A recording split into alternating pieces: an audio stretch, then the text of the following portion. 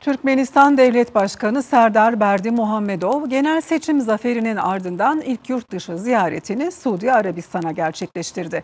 Türkmen lider İslam dünyasının manevi başkenti Mekke'ye gitti, Kabe'yi ziyaret etti.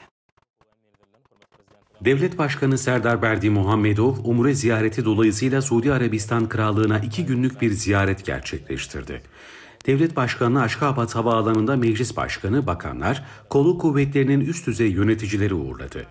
Kutsal ziyaret yolculuğunda Türkmen lideri Dışişleri Bakanı Raşit Meredov ve Türkmenistan müftüsü Yalkap Hoca Guliyev başta olmak üzere yaşı ulular eşlik etti. Berdimuhamedov, Cidde Havaalanı'nda Mekke valisi ve Suudi Arabistan Kralı'nın danışmanı Halid bin Faysal El Suud tarafından karşılandı.